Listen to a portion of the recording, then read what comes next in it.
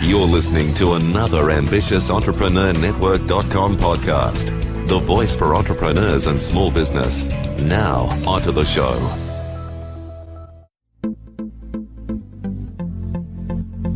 This is Women in Leadership Podcast, featuring success insights from women around the globe. Now, over to your host, Anne-Marie Cross.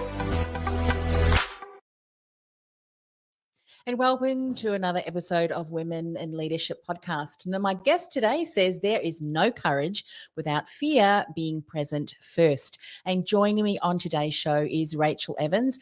Rachael is a 45-year-old CEO, and she's also the founder of the Workshop Whisperer and Brave Media Network. She's also a wife. She's a mother in a blended family of 6 children. Now, she has been a disruptor for most of her life, and that goes doubly so in business. Rachael blazed a path in the automotive industry to grow a successful online business coaching program that helps repair shops owners to achieve business success, and also work with 7- and 8-figure female entrepreneurs looking for that last little exclusive piece of fulfillment that allows them to feel like they really do have it all. Now, on today's show, we're going to dive into a number of different topics, specifically how fear means go. It does not mean turning and running the other way. We're going to talk about no one is coming to save you or to give you a free leg up. You will be the one that has to save yourself, as well as bravery is not just for strong men. We women have it in the bucket full, and so much more, I'm sure. Welcome to the show, Rachael. Thank you so much, Anne-Marie. It's a pleasure to be with you. You, I know, have such a deep richness, if you will, of insights that you can share today, I'm sure. And fear, I think, is one that many women in business can tend to have them running the other direction and saying, look, bravery and courage is not just for men, but certainly for women as well. So I really look forward to diving into that. But as we said in the introduction, you really blazed the way in the automotive industry, which in and of itself is kind of a male-dominated area. So it's great that you've just blazed that path. When it comes to, if you were to give us a bit of a snapshot of some of the highlights and challenges overcome that have really led you down the path to where you are today, what would that be? Can you give us a bit of a snapshot of that journey? Definitely. And look, I ended up in the automotive industry by accident. It wasn't my choice of industry as to where I would pursue a career. I ended up there by accident because my ex-husband was an automotive technician. So he was a motor mechanic, still is a motor mechanic. And I had always been in some kind of sales, marketing, or mentoring. And when I moved myself into business and away from being an employee more than 15 years ago, I was in the fitness industry. I had a personal training business. And not long after my ex-husband decided he wanted to go into business for himself as well, he started a mobile mechanic business. And like many wives do when their husband is in small business, I was responsible for doing the books, doing the financials. And I also did the marketing, and I did it in much the same way as I marketed for my personal training business. Mm-hmm. So by the time he decided that he wanted to move into a fixed workshop premises, I had a fairly good understanding of how to talk to that market, yes. People looking for service and repair. So I just amplified what I knew to do from my sales and marketing experience of the past. And we really took a rundown business that we'd purchased quite cheaply. And within 18 months, we had other businesses of a similar nature knocking on our door asking what we were doing. And I had already learned how to grow an online business because when I had my third child, I actually put my fitness business online and started doing online coaching, kind of back before it was a thing, 2011. And for your listeners in Australia that might be familiar with Michelle Bridges, before she had the 12-week body transformation that's online.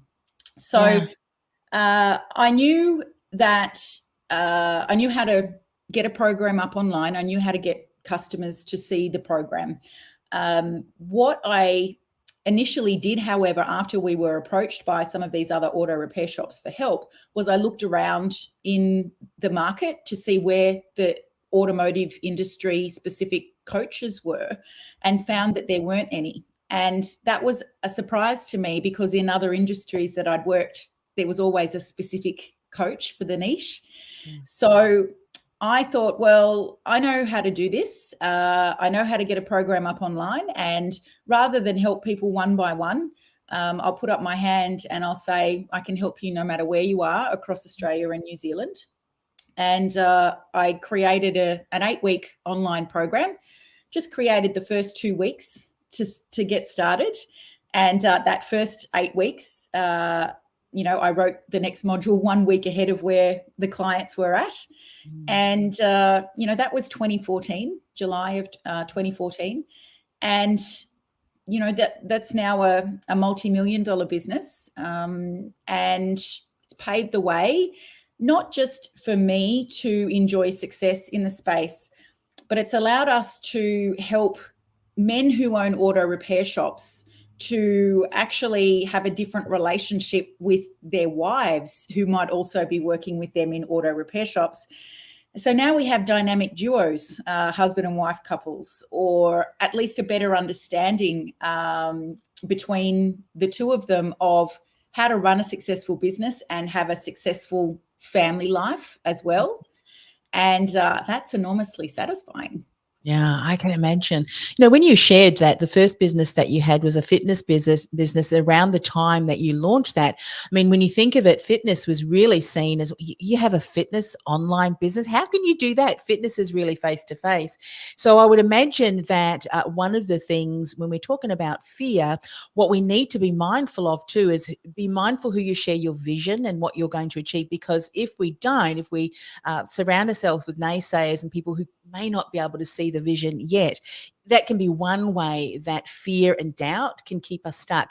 When you look back into the trajectory of where your business has really leapt from, strength to strength, can you share with us some of maybe the finer aspects of where you really was at crossroad to, I can allow fear to keep me stuck, but you didn't? What was the lesson? What was those situations, and what were the lessons that we can perhaps learn? Because fear is something that I think, if we want to surround ourselves with issues and situations that can be a little bit fearful, there's many in the day that we could probably highlight. So what are some of those lessons that you learned, and just to really go rather than stop when fear comes across your path? You mentioned the key word, which is crossroads. And I actually speak on a topic called where motherhood and ambition collide, that junction that you find yourself at, where we've got all of these priorities and they clash with what we're being told we should be doing as women in the world. And I think one of my gifts is that I don't actually stop to procrastinate. I have purposely established what I call the dream team around me, and that has looked, different over the years as I've progressed through different stages of my life and my business career. But if you mentioned, people can be giving you their opinions and their perspectives, and they don't line up with your vision and what you're excited about. And if we do listen, we get stuck at the junction, at the crossroads. So it's important for you to keep in full view where it is you are going and what you are prepared to do in order to get there, and who you are prepared to have on the journey with you. And that can sound quite cold or calculating or harsh.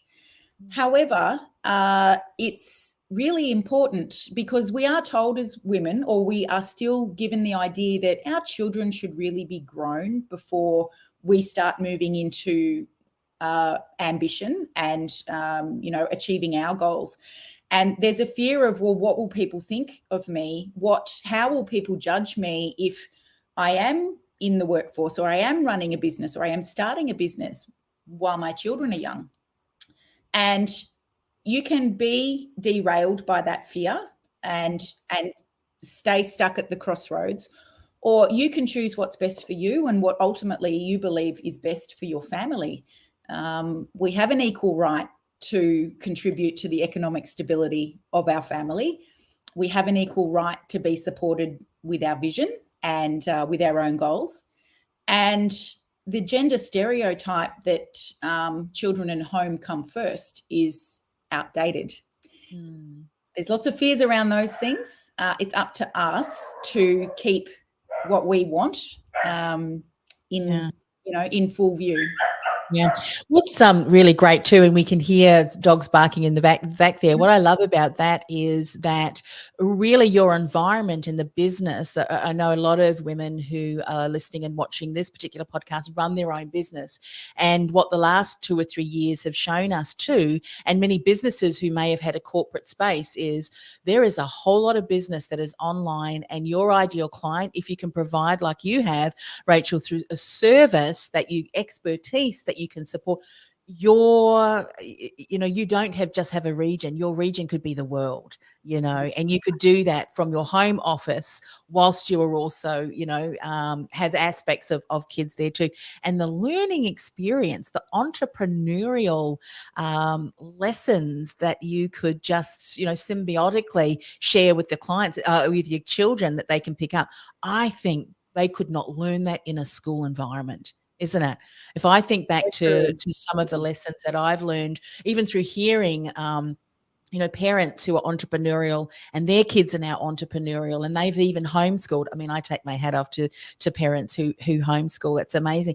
But there are skills that they learn through watching their parents do, or their mother do, through business. And I think that's incredible to be able to do that. So it really is about that perspective, isn't it? And what are you allowing to keep you stuck? And I think as women, sometimes what we want to make everyone comfortable. We want to be nice to everyone, but there are some decisions that we need to make along the way. And what I hear you saying is surround yourself with a key group of people who you respect. And some of them may give you some feedback but it's the right feedback that will enable you to continue the momentum that you are building. What did you do to select the right people around you, Rachel? Because that can sometimes be an issue too for people. Who do I need in my circle?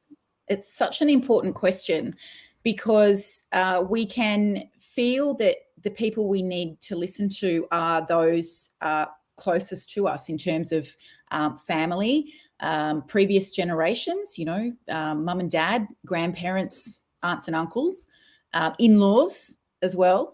So the question for me comes down to who has the results that I want, and do I need to like everything they say? And the answer to that is no, because sometimes what you need to hear the most is not the thing you want to hear the most. So in your dream team, what you're looking for is support on the tough days. You're looking for brainstorming opportunities, and you're looking for accountability. And we don't necessarily get those things when we're relying on those closest to us. And we have to remember that there's the people closest to us who may genuinely want the best for us. What they think is best is not necessarily our best. And they're often projecting their own fears onto us when they say things like, oh, look, I didn't work while you kids were young, and you turned out all right. So maybe just put that to the side for a while. You mix with a lot of employees, for instance, but you want to get your side hustle and make it your full-time gig. Some people have fear about being business owners, and they would project that fear onto you. It's really key that you select your dream team from people that have the results that you want. And if you feel like, well, I don't know any of those people, well, this is where we get out and we start asking people who they're connected to, and and ask for help. Yeah. And so asking for help, that can be something that as women we struggle with too. It's like, what if they say no? How am I? And so again, fear can have us from reaching out. What did you do? Can it also be kind of like a paid as well, having coaches and mentors, or the dream team can also include a blend of both, a hybrid of both, if that makes sense? Absolutely a hybrid of both. So as a business coach myself, I firmly believe that I too need to have a coach. I need to practice what I preach because I'm always learning, and I actively seek out learning all the time. I've been with my coach today before this being here with you. So we always invest in our education. That's number one. And when you're just starting out, you might think, well, I don't even have that money to invest. So you look for the best education you can acquire at the time for the stage of business that you're at. And if that's just starting out, that could be accessing a small grant or a small scholarship through your local business association that helps startups. And then there's a mix of people who would be unpaid. So that person in business that you do know has been successful, can you buy lunch and have a chat with them? Would they mind catching up with you, on a 6-monthly basis or something like that? Get out there and network. Even if you're an introvert of sorts like I am, there is benefit in just getting connected to other business owners, or if you're, in corporate or in an employee in small business, get out to the various events that are relevant to where you're at in your career. Yeah. One of the things, as you say there, as an introvert, I am as well. So when you talk about go out there and into industry events, one of the things that I love to do, and I do this with all of the people that I might have identified as what they're doing and just their approach. If they've got a podcast, I will binge listen to every podcast or interviews, because it's the things that they share in the conversations of what they did and the challenges that they've overcome and the attitude that they've had, which you can really pick up on, can't you? And I think consume everything you can, because they may not necessarily be in a place to mentor, to have kind of that mentorship, but it is being mindful of, well, what did they do? What are the steps that they took? And I think we've got an incredible amount of access to content. But that leads me to the next question too. We need to have that balance between, we recognize, okay, is this helpful or is it going to hinder me? Because we can then go on information overload, which again can sometimes trigger the fear, isn't it? I'm overwhelmed with choices. I've got a lot of different areas that I can make a decision and move forward. How do I know that this is the best decision, that we don't get stuck in that procrastination? And I think that's where the accountability piece comes in, and especially with the coach that you're working with. So number one, if you hire a coach, they have to be able to display that they've achieved the results that you're working towards. The coaching industry is unregulated. There are a lot of people teaching what they need to learn as they go along. It's really important that you've got someone in place who will keep you accountable and help you work out what are the 1, 2, or 3 priorities that we're working on this quarter, in this 90 days, because the other things, while they might be important, they're not going to move the needle like these 3 things are. So it is important to have a level of accountability that you can access to keep you on track, because as women, especially as mums, there's 1,000 things going on in the background. Even when we're at work, we're still got ticking around in the back of our mind, soccer practice tonight, and then the school rings and we've run out of Nutella. That was a phone call I got on Monday while I was about to go on stage. So it's important that we learn our own strategies for staying focused, even when we get pulled in those other directions. And it's important that we recognize what a bright, shiny object is that is going to steal our focus, so that when those things pop up, we go, oh, that's nice. I'll write that one down on my list for later, but it's not for now. Yes, so good. I love, I mean, we're going to talk about bravery and how much we have it. I mean, when you think about all of the things that as women we need to juggle, like that phone call before you say, Mum, we need Nutella, just before you've got to hold that composure and you've just got to get out there on stage. I think we often don't see just who we are and what we're capable of, do we, as women? So I love that story. I think we all have those. I still remember my kids were young when I had, when I secretarial practice was my very first business well over 2 decades ago, and I'd be on the phone call with that voice that you have to have kind of going like this to my kids because they were shoving things under, and Mum just needs 5 minutes. I think we all have stories like that, don't we, as women? Yes. It doesn't just happen to us. We're not the only ones. It happens to everyone, as Rachel was just saying. Let's talk about no one is coming to save you or give you a free leg up. You will be the one to save yourself. What do we need to know about this, Rachel?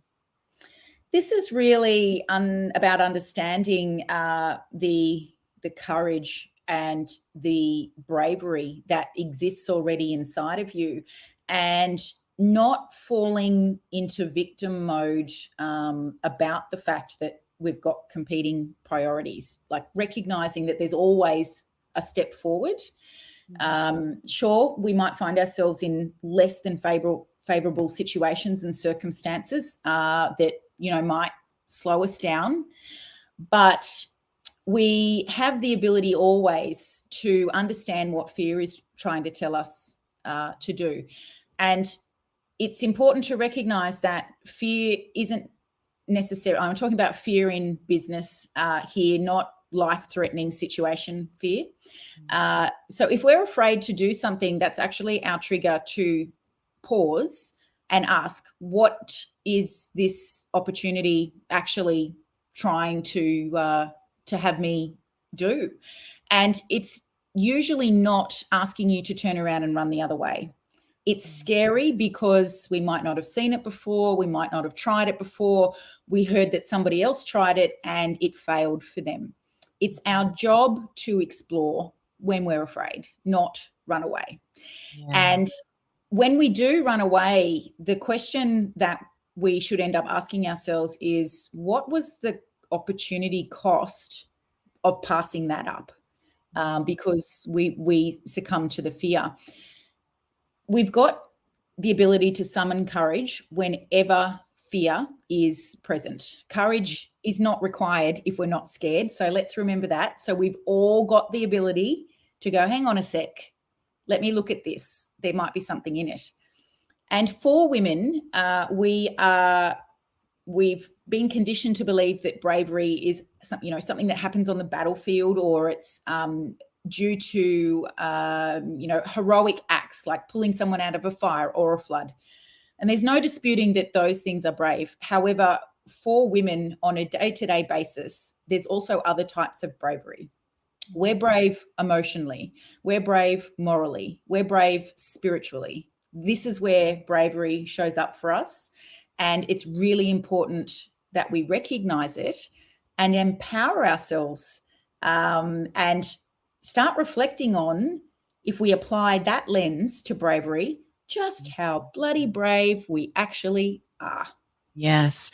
As you're sharing that, something comes to mind that I've had a conversation on one of my other podcasts, and it's often that the aspect of us, I mean, you've spoken about a lot of different things, and united, combined really brings in that bravery and that strength.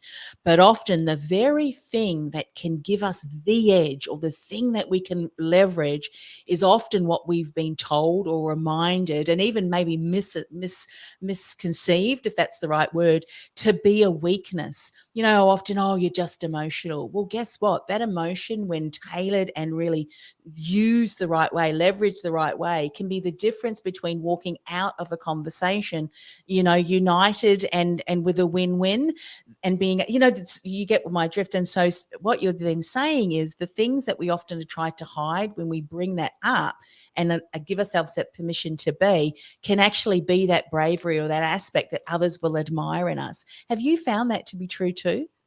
Definitely. Yeah. And one of my quests is that we actually get to have more conversations about our everyday acts of bravery and create places for women of all circumstances in life to be able to share their everyday brave acts, so that more women understand that where they might have been spoken down to for that emotional thing, or where they questioned that moral thing, or where their spirituality was challenged, no, actually they're brave conversations, and it's a brave act to hold your conviction in those spaces. Yes. Yeah. And you know what's interesting about all of the things that you shared, and particularly let's just step back and look through kind of that lens of fear. And as you said, using the aspects of what makes you brave that you may not even realize is what makes you brave. Just the daily things that you do, bring that to look at the lens as to what is it that is causing this, having a bit of trepidation or fear. There's something that I learned years ago, and it was called the Disney process. And share it briefly here, said that there's often three different archetypes. There is the visionary archetype, there's the realist archetype, and then there's the critic archetype. Now, each of those brings some real gifts and strengths. The visionary is about seeing the vision, painting where we're going to go. Then the realist looks at that vision and says, well, what do I need to know to be able to get on board to support you with that vision? Then you go through and list all of those things. Then the critic looks at that and says, all right, let's do some risk management here. What do I need to have in place that I can support? These are the things. And then it goes back to the visionary, goes back to the realist. So by the time you go through that process, the critic goes, yeah, I'm good. The realist goes, I'm good. And off the visionary goes. And they actually use that, I believe, in some of those, the ways in which they ran their projects. So when you look then through the lens of the bravery, what are some things that you might have then done? Was it decisions that have been made, even following different ideas that you had in your business? How did you see this show up when you just allowed yourself to move forward, having all of the answers? Kind of maybe use that Disney process as an example. What are things that you've seen happen that have come to pass because of that? I think it's important to point out, first of all, that bravery is something that we assign in retrospect. You're not brave in the moment, you're courageous in the moment. So it's thinking back on things where we can go, that was brave.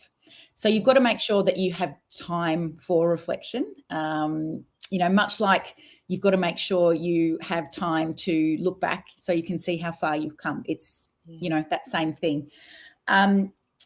I mentioned that I came into the automotive industry by accident because of my ex-husband.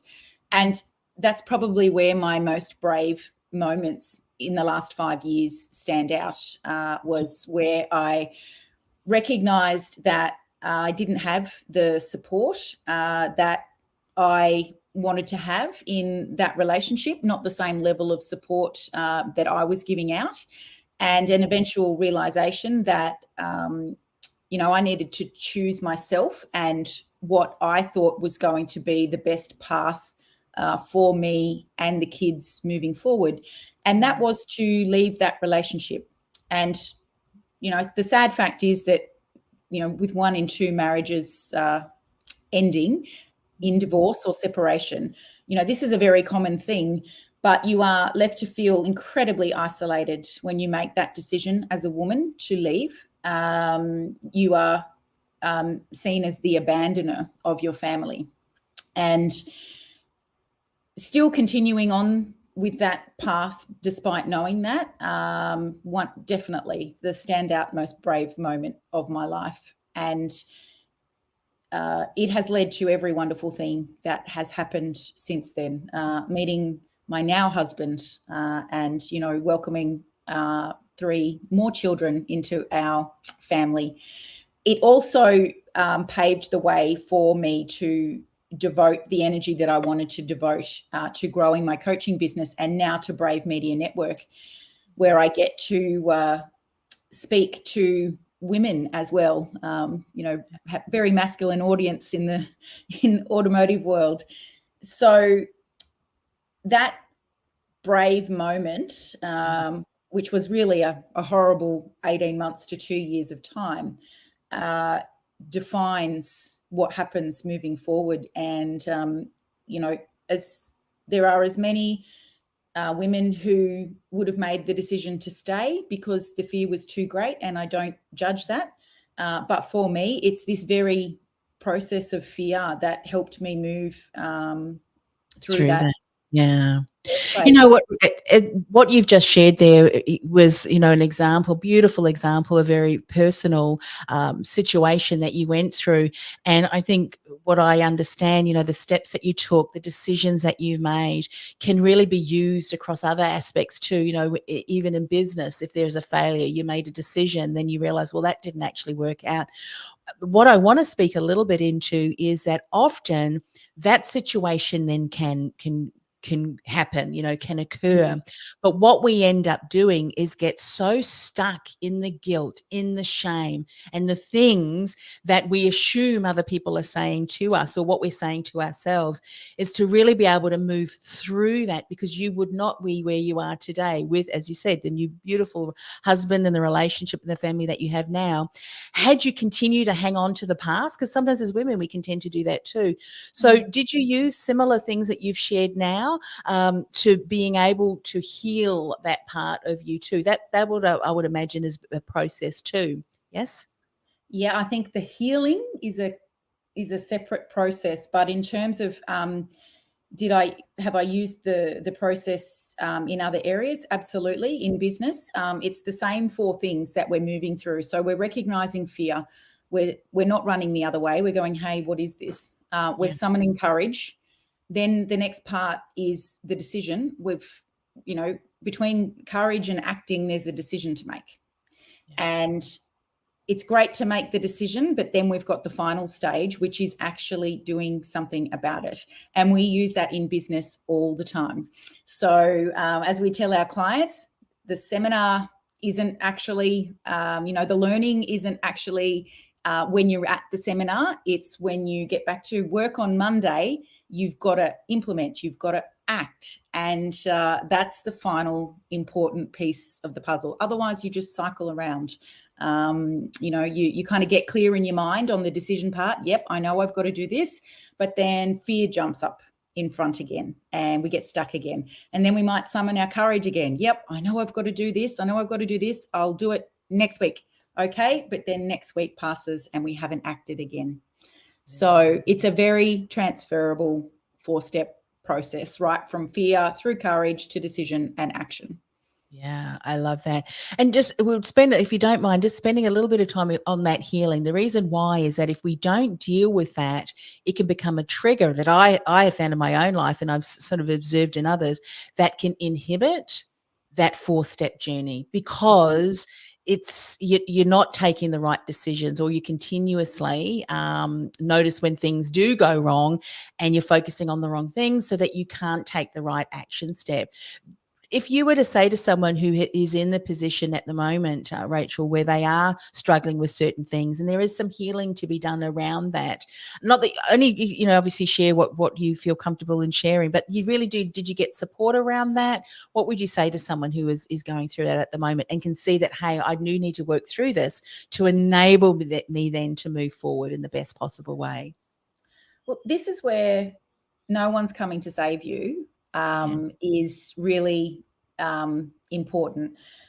And I put myself into therapy and energy healing and, immediately once I was separated from my now ex-husband. And I am a learner anyway. Learner is in my top 5 strengths.